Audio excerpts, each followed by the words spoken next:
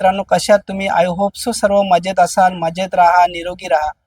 So guys, तुमच्यासाठी आज खरंच खूप स्पेशल असा विषय घेऊन येत आहे. पॉडकास्ट आहे, डिफरंट पॉडकास्ट आहे, पण हा जो विषय आहे तो विषय सर्वांच्या जवळचा विषय असणार असं मला वाटतं. सो तुम्ही हा पॉडकास्ट शेवटपर्यंत बघा. आज आपण जाणार आहोत एका स्पेशल अशा व्यक्तीच्या घरी, जो एक सिंगर आहे, ज्याला म्युझिकचं खूप छान असं नॉलेज आहे आणि ज्याने बऱ्याच वर्ष या फील्डमध्ये खूप छान असं काम केलेलं आहे. पण त्याच्या व्यतिरिक्त आपला जो विषय आहे तो मी तुम्हाला आता लगेचच सांगतो. त्या विषयाचं नाव आहे की गाव परत पाहिजे. गाव परत पाहिजे या विषयावर आपण त्या व्यक्तीशी पॉडकास्ट करणार आहोत, त्या व्यक्तीशी बोलणार आहोत.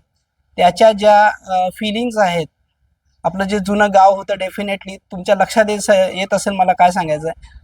त्याबद्दल आपण बोलणार आहोत आणि तेव्हाची लाईफस्टाईल कशी होती, आताची लाईफस्टाईल कशी आहे, किंवा त्यांना काय वाटतं की आताची स्टाईल बेटर आहे की तेव्हाची लाईफस्टाईल बेटर होती, या विषयावर आपण बोलणार आहोत. चला तर आपण लगेचच त्यांच्या घरी जाऊया.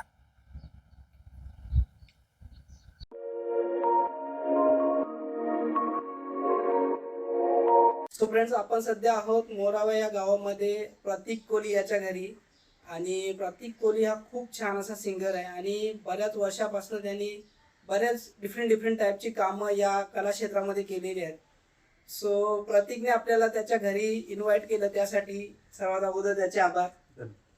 सो प्रतीक, या पॉडकास्टचा माझा विषय असा आहे, जो सर्वांचा जवळचा विषय आहे, तुझ्याही डेफिनेटली हा जवळचा विषय असेल, की गाव परत पाहिजे. म्हणजे तुझं जे जुनं गाव होतं त्याबद्दल काय फिलिंग्स आहेत, काय आठवणी आहेत, त्या तू आमच्याबरोबर इथे शेअर करणार आहेस. आणि आत्ताचं जे जनरेशन आहे किंवा आता ही जी डेव्हलपमेंट झालेली आहे, आताच्या ज्या सुखसुविधा आहेत, त्या तुला खूप छान वाटतात की अगोदरचं जे तुझं लाईफस्टाईल होतं गावाकडचं, मग ते तुझ्या लहानपणाचं वगैरे असेल, ते कसं वाटतं, हे सर्व तू आम्हाला सांगणार आहेस.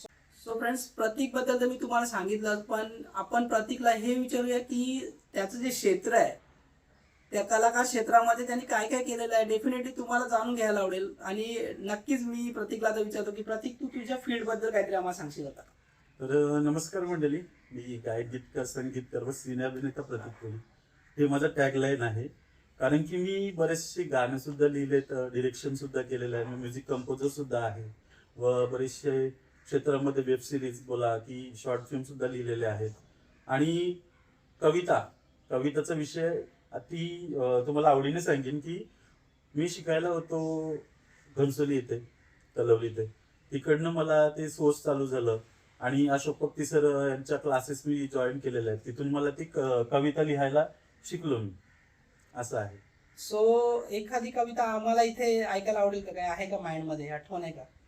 जो आहे मी लिहिलेले आहेत, तुम्हाला ते वाचून दाखवतो. की आता बरेचसे वर्ष होऊन गेले की जवळजवळ आता ह्या गोष्टीला की एक 8-10 वर्ष जरी झाले असते मी लिहिलेल्या होत्या. आणि त्या कवितांना मला पुरस्कार सुद्धा भेटलेला आहे.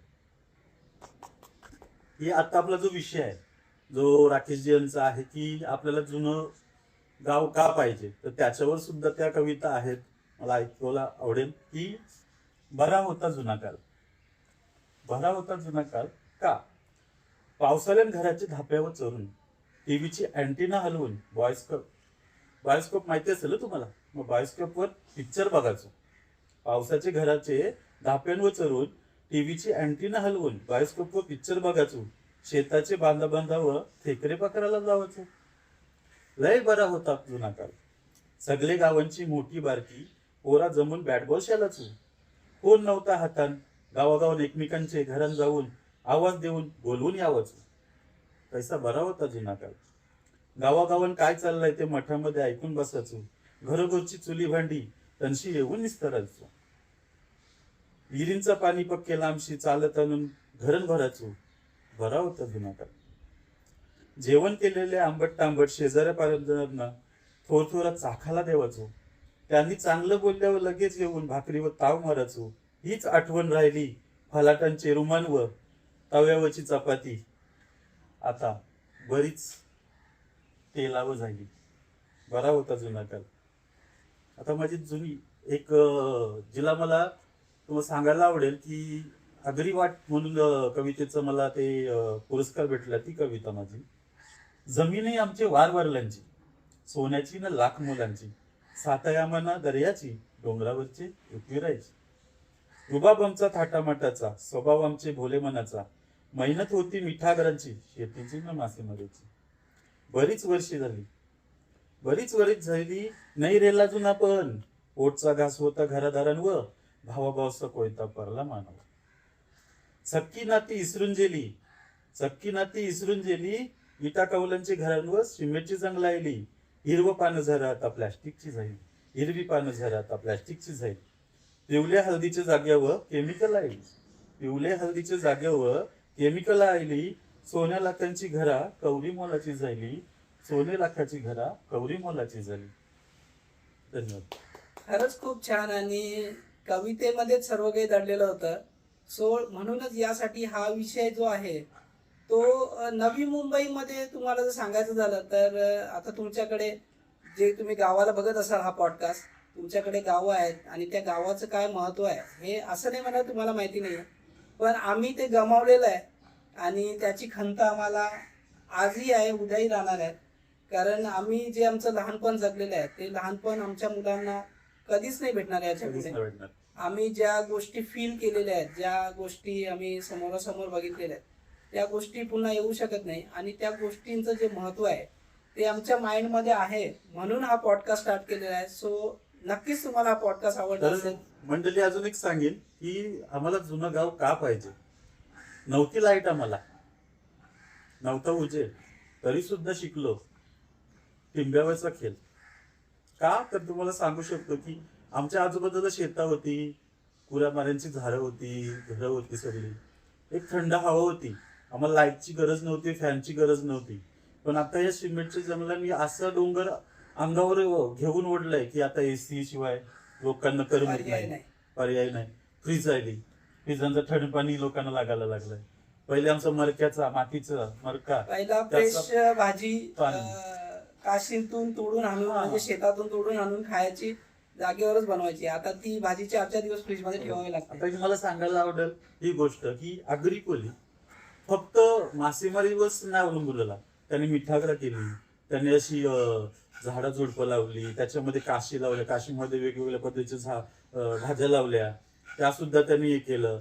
एवढंच नाही, त्या लोकांनी अजून बोलायचं गोष्टी की कोण गवंडी सुद्धा झाले. म्हणजे असा कोली माणूस, असा आगरी माणूस हा घरी शांत बसलेला नव्हता. त्यांनी स्वतःला विविध प्रकारे डेव्हलपमेंट केलं आणि आज तो देशाच्या पातळीच्या उंच शिखरावर पोहोचलेला आहे. आणि सर्वात मोठी झेप जर तुम्ही बोलायला गेलात तर ती महिलांची होती. कारण मुलं बालं बघायची, घरामध्ये बघायचं, घरातल्यांचं सर्वांचं जेवण, जॉईंट फॅमिली होती आणि जंगलामध्ये जाऊन लाकडं तोडून तो भारा तेवढा हेवी डोक्यावर घेऊन यायचा आणि तो कोयता जो वापरावा लागतो झाडं तोडण्यासाठी, तो आजच्या आमच्या जरी घरातली लेडीज म्हणाला तिलाही जमणार नाही. कारण ती एक वेगळ्या प्रकारचा व्यायाम होता, एक वेगळ्या प्रकारची एनर्जी त्यांच्या बॉडीमध्ये होती. विहिरींचा पाणी आणायला 2-2 किलोमीटर जावं लागायचा आणि 4-4 हांडे डोक्यावर. तो कालच वेगळा होता. आणि कधीही पूर्वी कसं होतं की आमचा जो कोली नाखवा हा 6-6 महिने बोटीमध्ये जायचा आणि घरी बाई माणसं एकटीच. मग त्या लोकांनी कसं घर चालवायचं, तो नाखवा परत येईल नाही येईल, परत त्याचं त्या पाण्यामध्ये. तेव्हा पूर्ण कुटुंबाची घरं एकत्र होती आणि ती सेफ्टी होती आणि सर्व एकामेकाची विचारपूस वगैरे करत होते रेग्युलरली. आता तसा प्रकार राहिलेला नाहीये. आता गावातली घरं आम्हाला जरी शोधायची झाली, एखादं जर लग्न समारंभ असेल आणि ती पत्रिका जर घरी द्यायची असेल त्यांच्या, तर ती घर शोधता नाकी नव्हे. बरोबर आहे. ही बिल्डिंग मध्ये केल्यामुळं लोक आता फ्लॅट मध्ये राहायला लागले. दरवाजे ओपन नाही करू शकत. का तर भीती, चोराची डाकू लोकांची सेफ्टी नाहीये. कोण आलाय, कुठून आलाय, आपल्या शेजारी राहणारा कोण आहे माहिती नाही. आणि परप्रांतीय लोक आले म्हणून अजूनही त्याच्यामध्ये भीती तप्तर झाली.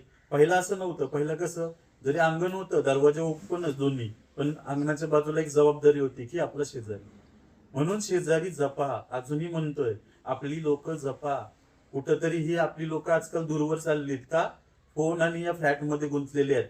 कारण की आपला समाज जो पहिला होता, जो आपुलकीचा होता, ते आपुलकी विसरून चाललेलो. आज मी तुम्हाला सांगितलं 3 दिवस अगोदर मला वाटतं आता न्यूज व्हायरल झाली. वारकरी संप्रदाय चाललं होतं, तिथून एक वारकरी चालला होता आणि बाजूला आपल्याच नवी मुंबईतील काही लोक जेवण बनवत होती.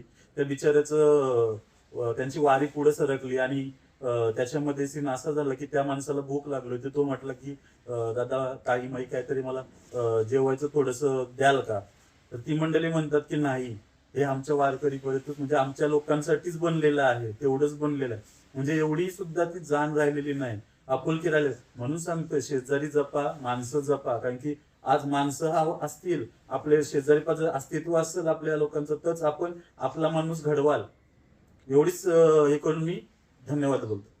आणि दुसरी सांगायची गोष्ट अशी की मी म्हणालो ना, हा घरातला विषय आहे. त्यांनी काहीतरी सांगितलं की माइंडमध्ये दुसरा विषय येतो. जसा कोरोनाचा काळ आपल्या इथे होता आणि कोरोनाच्या काळामध्ये इथे आमच्या गावकऱ्यांची जी छोटी मोठी 1-2 घरं आहेत, जे आम्ही भाड्याने देऊन आमचं कसं कसं घर चालवतोय, तेव्हा बऱ्याचशा गाववाल्यांनी भाडे माफ केलेले आहेत.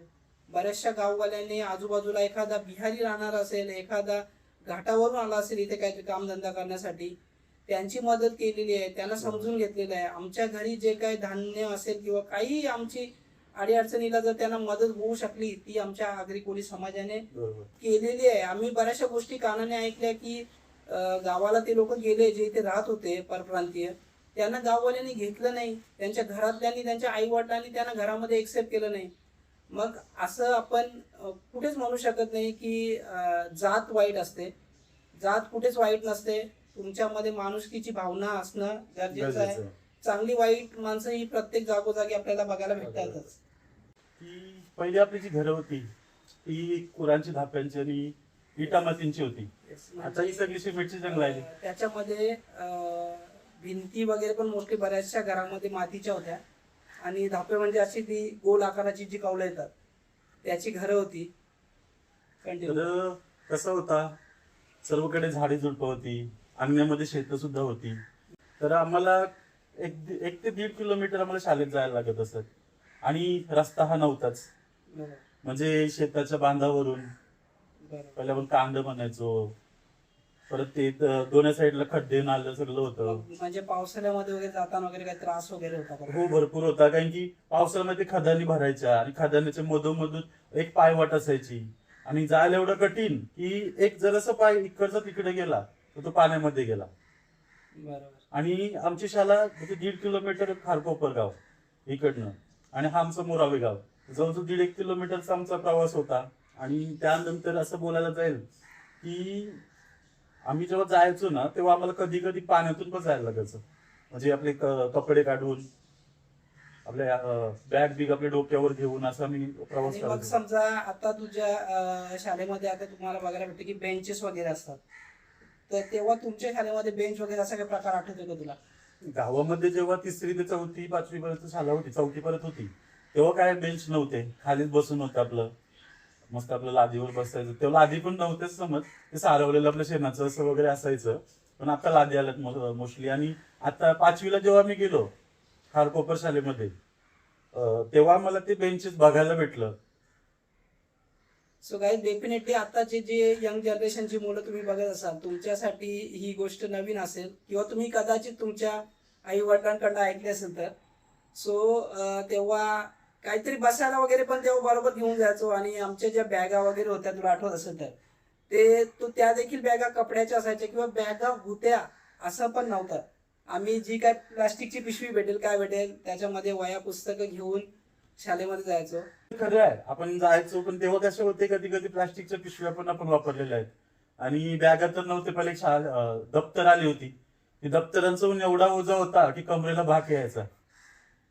नाही, पण आताच्या कम्पॅरिझन वाईज तू बघशील तर एवढा नव्हता. कारण तुला तेव्हा ठराविक तुमचे पिरियड्स असायचे आणि ठराविक तुम्हाला वह्या पुस्तकं घेऊन शाळेमध्ये पोहोचायला लागायचं. आता जर मी कम्पेअर करायला गेलो प्रतीक, तर आत्ताची जी लहान लहान मुलं आहेत, म्हणजे जी 4थी 5वीला पण नसतील व्यवस्थित, त्यांची बॅग जर तू उचलून बघितलीस तर भरपूर वजन असते. हो, मी पण भरपूर बघितलेलं आहे की आपल्याला तेव्हा कसे शिक्षण कमी होता ना, असं नाही, आपल्याला विषय कमी होते. पण आत्ताचे लोकांचे जे पोरांचे जेवढी शाळेमध्ये जे विषय आलेले आहेत, ते जवळजवळ मला वाटतं त्यांना सकाळी एकदा शाळेमध्ये गेला तर संध्याकाळपर्यंत सुट नाही. म्हणजे ते एवढे विषय आणि एवढ्या वया घेऊन, एवढी पुस्तकं विथ त्याच्यामध्ये गाईड घेऊन जाणं, ते मुश्किल, एवढं वजन एवढं असते ना. तर मला तर वाटते ना, आपण तुला आठवत असेल कदाचित, आपण लहानपणी शेतामध्ये जायचो, शेताचा एक भारा पण उचलायचो, माहितीये? बरोबर.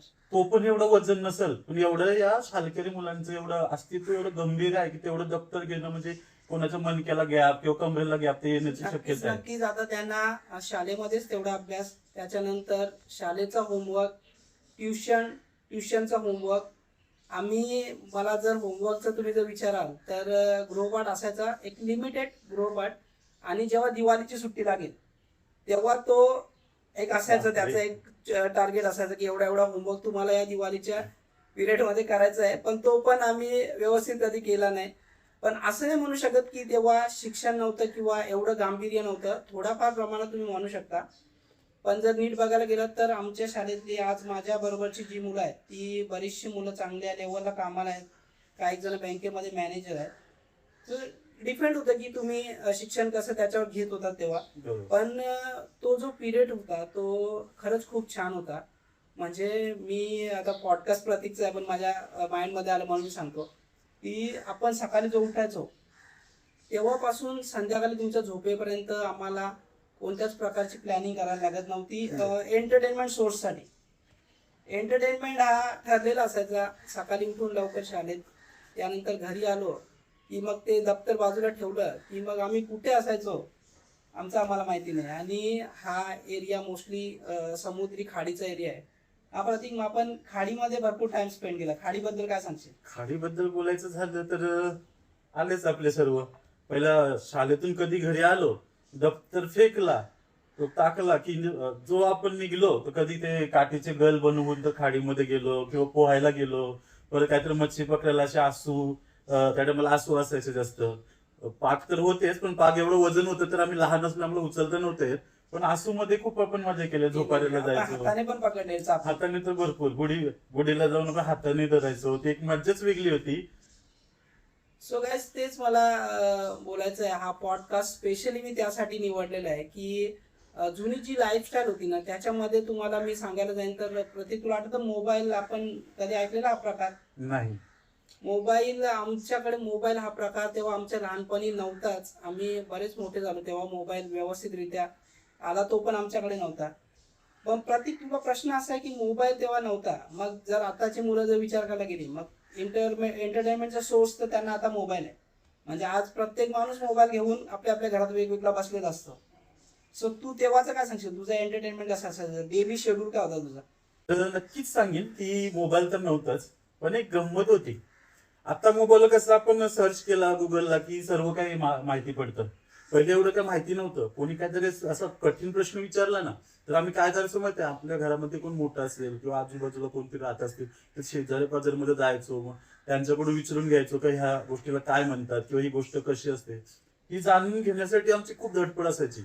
आणि तेव्हा मोबाईल तर नव्हते, पाट्या होत्या, पाटी असायची, पेन्सिल असायची. वह्या तर नव्हत्याच स्टार्टिंगला बोलायला गेलं तर, पण पाटी पेन्सिल आमची भरपूर जास्त चालायची. कधी कधी आम्ही भिंतीवर लिहायचो, लादीवर लिहायचो, हे चालूच होतं. पण एक आता त्यांनी म्हटलं मोबाईल नव्हतं, ती गंमत कशी होती.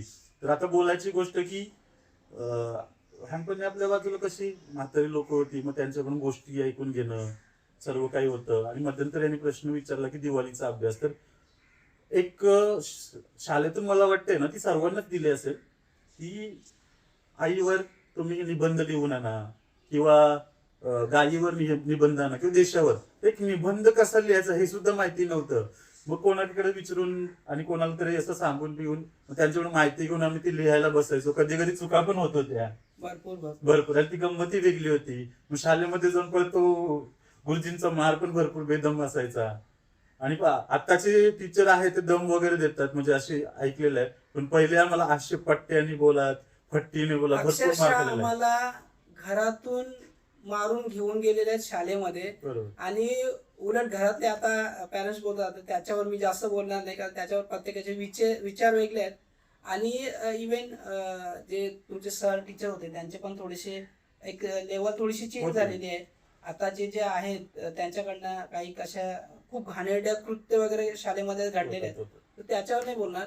पण आमच्या टायमाला आमचे जे सर टीचर होते त्यांनी जर मारलं तर घरातल्या अंगाचे अजून 2 फटके मारा.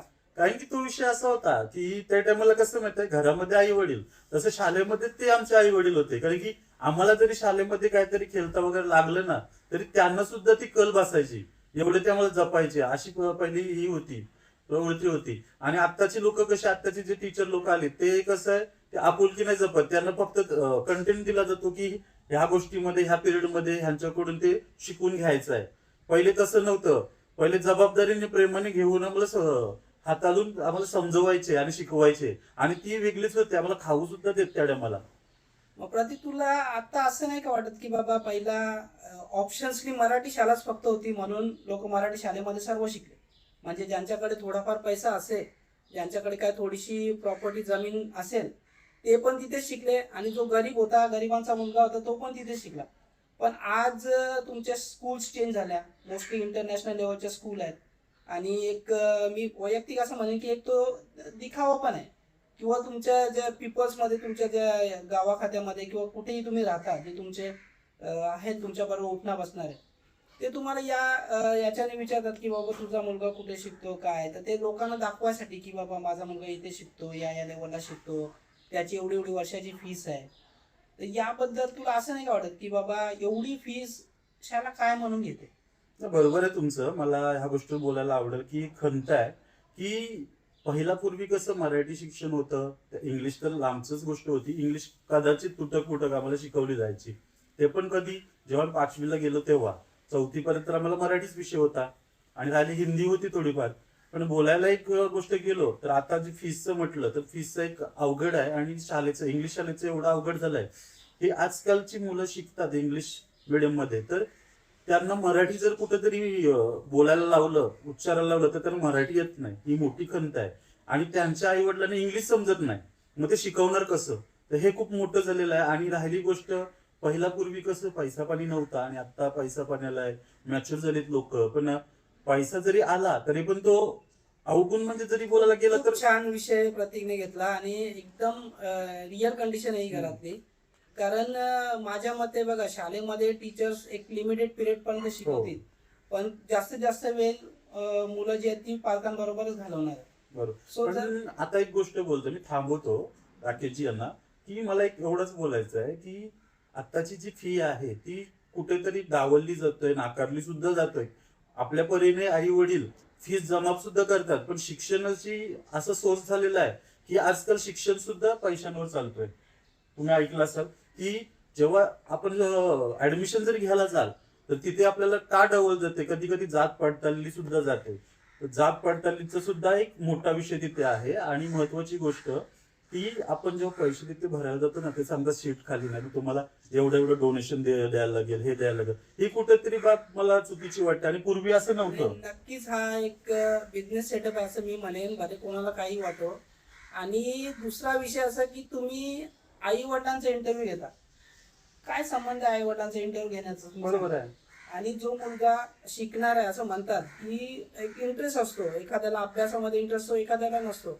मग ज्याला एखाद्याला नसेल त्याला तुम्ही कितीही प्रेशर टाकला तरी त्याचं माइंड जेवढं कॅच करणार आहे तो तेवढंच करणार आहे. आणि तुम्ही जो शिकणारा नसेल, मी म्हणेन असं काही व्यक्ती जो शिकण्यामध्ये थोडा कमकुवत आहे, किंवा ज्याला नाही कॅच करायचं, मग खरी त्याला तुम्ही शिकवण्याची गरज आहे. त्याला तुम्ही सर्वात अगोदर त्याला ऍडमिशन देणं गरजेचं. बरोबर आहे. आता राहिली गोष्ट, सुरुवात होते आपली बालभारती ते 9वीत पर्यंत.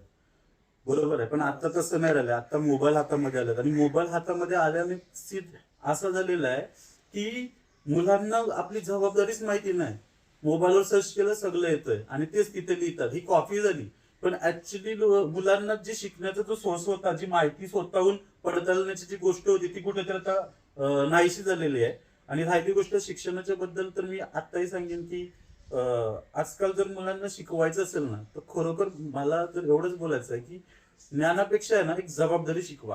कारण की आजकाल मोबाईल आल्याने ते लोक मोबाईलमध्ये एवढी गुंतलेले आहेत, ते गेमिंग सोर्स हे असो, की एखाद्या माणसाला जर अर्जंट काम असेल तर जो कॉल लावतो आपण आपल्या लहान मुलांना की अर्जंट काम आहे म्हणून, पण ती मुलं काय करतात, डायरेक्टली फोन गेम खेळताना कट करून टाकतात. जबाबदारीच मी नाही. जसं तुम्हाला मगाशी बाहेरच म्हणालो होतो की हा सर्वांच्या जवळचा विषय आहे. जसं प्रतीकने सांगितलं की मोबाईलमध्ये सर्च, आमच्या टायमाला मोबाईल नव्हता. आमच्या टायमाला तुम्हाला प्रॉपर पाढे वगैरे पाठ करायला लागायचे. तुमची जी एक स्टोरी असेल, मग तो महाराजांचा इतिहास असू दे, किंवा एखादे एक जनरल स्टोरीज पण यायच्या आम्हाला, जसा बालभारतीचा विषय निघाला, ते तुम्हाला प्रॉपर वाचून तो विषय समजून घ्यावा लागायचा, तो तुमच्या माइंडमध्ये बसवायला लागायचा. तेव्हाची एवढी डीप स्टडी होती. मग आपण असं नाही म्हणू शकत की त्या स्टडीला महत्त्व नव्हतं म्हणून. उलट मी असं म्हणेन की आताची मुलं एक लेझी सोर्सने पुढे चाललेली आहेत. त्यांना मोबाईल आहे, त्यांना गुगल आहे, त्यांनी पटकन काय सर्च केलं की त्याचं उत्तर त्यांच्या समोर येतं. पण त्या एक डीपनेसचा जो प्रकार आमच्या टायमाला होता तो कुठेतरी मिसिंग आहे. बरोबर. बरोबर. आणि इतिहास गुगल तर असा होता की इतिहास शिकण्यासारखा होता त्या टायमिंगला. आणि आताचा जर इतिहास बघितला ना तर तुम्ही बोलून जाल की हे काय शिकवतात मुलांना. आजकाल जी गुगल माहिती देते तीच शिक्षक लोक तेच समजवतात. पण पहिली तसं नव्हतं. पहिले कसं जे पुस्तकामध्ये होतं पण त्या पलीकडे सुद्धा आम्हाला शिक्षक लोक आपुलकीने समजवित. त्याची जबाबदारी काय होती, त्या विषयाचा सोर्स काय होता, त्या विषयात गांभीर्य काय होतं, सर्व काय माहिती पडत होतं. पण आता तसं नाही. आता जे गुगलवर दाखवलं जातं तेच शिकवलं. त्याच्यामुळे मुलांना ना कुठेतरी इतिहास मुलांपासून खूप दुरेसा लांब गेलेला आहे. डेफिनेटली. सो आता आपण शाळेच्या विषयापासून थोडस पुढे जाऊया. पहिला जुने घर होती जसं तू म्हणालास. आता प्रतीकचं पण घर खूप छान आहे. सो डेव्हलपमेंट झालेली आहे. पण तुला असं वाटत नाही का की एक ती लाईफस्टाईल होती की कुटुंबाची घरं एकत्र असायची, सर्व कुटुंब एकत्र राहायचं. म्हणजे तुम्हाला जर रात्री अपरात्री कोणाची तब्येत वगैरे खराब झाली किंवा कोणाला कोणत्याही प्रकारची मदत असेल तर तुमचे सर्व कुटुंबीय तेव्हा एकत्र होते. किंवा तेव्हा स्पेशली ज्या तुमच्या घरातल्या लेडीज होत्या त्या काम करायला जेव्हा चालू करतील, म्हणजे जसं की एखादी भाजी निवडायची असेल किंवा काय करायचं असेल, अशी जी कामं होती तर त्या एकत्र येऊन बसायच्या, गप्पा गोष्टी व्हायच्या. यामुळे तुमचा एक जो मेंटली प्रेशर होता तो कंट्रोल मध्ये राहत होता. ही खूप मोठी गोष्ट आहे असं नाही वाटत आहे तुला? होती. पहिलं कसं होतं, पूर्वीची गोष्ट अशी होती की जवळ घरं होती. भले जुनी त्याचं रिझनच ते होतं. रिझन ते काय होतं ते सांगते. आपण बोलतो ना आजकाल कसं झालं, घरोघरी मातीची चुली हा खूप मोठी म्हण अशी बोलली जाते. पण पूर्वी असं नव्हतं. पूर्वी कसं होतं माहितीये का की आपला जवळचा जरी शेजारी होता, आपल्या घरी जर काय शिजलं पाजलं तरी आपण काय माहितीये का ते थोडंसं त्यांना चाखायला येतो का ती चव काय आहे, ती चव बरोबर बनली का नाही बनली, भारी बनली का नाही बनली. आणि ते लोक जर भारी बोललं तेव्हा आपण घरी नेऊन ताव मारायचो. ती एक मज्जाच वेगळी होती. किंवा लेनदेन होतं शेजारी पाजाऱ्यांचं. ती एक गोष्ट मी खूप थोडा वेगळी होती. प्रतीकला थांबवतोय. याच्यावरनं मला एक गोष्ट पटकन लक्षात आली. जसा हा विषय आमचा आहे की आम्ही खाडीला मच्छी मारायला जायचो. सो जर प्रतीक मच्छी मारायला जात असेल गाईज आणि प्रतीकच्या आजूबाजूला जी 4 घरं आहेत, प्रतीकला जर त्यातल्या त्यात व्यवस्थित मच्छी भेटली तर ती प्रत्येक एकटा मच्छी खात नव्हता. ती मच्छी 4 घरामध्ये जायची, ती त्यांना पण आपण शेअर करायचो. हा एक आपुलकीचा एक असा बांधिलकीचा. पूर्वी कसं होतं की जेव्हा आपण मच्छी घेऊन आलो ना तर नजर असायची म्हणजे सर्वांची की बाबा काय भेटलंय तुला, मग आम्हाला काय देशील बिशील की नाही. मग आपण काय शेवटी देणारच ना.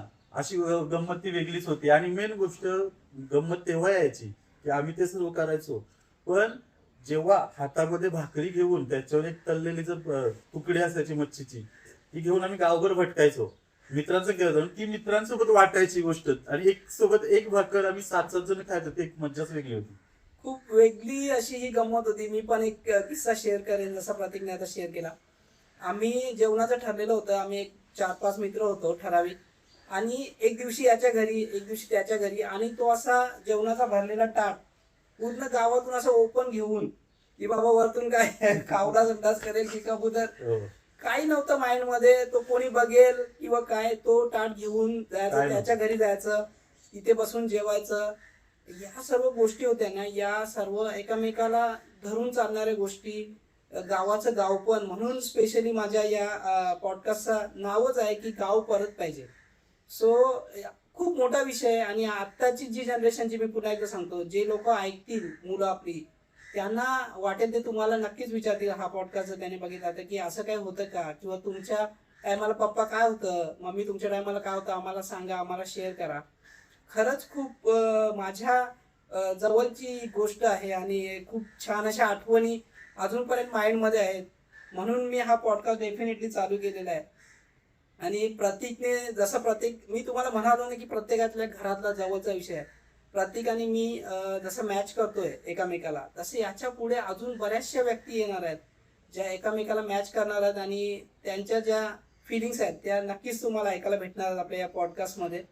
सो तुम्हाला हा पॉडकास्ट कसा वाटतं तुम्ही कमेंटमध्ये नक्की सांगा. आणि पुढे एक नवीन कलाकार, मग ती व्यक्ती कलाकार असेल किंवा एक ॲज अ जनरल घरातली व्यक्ती असेल किंवा एखादी वयस्कर व्यक्ती असेल, सांगू शकत नाही, पण पॉडकास्ट डेफिनेटली खरंच खूप स्पेशल होणार आहे.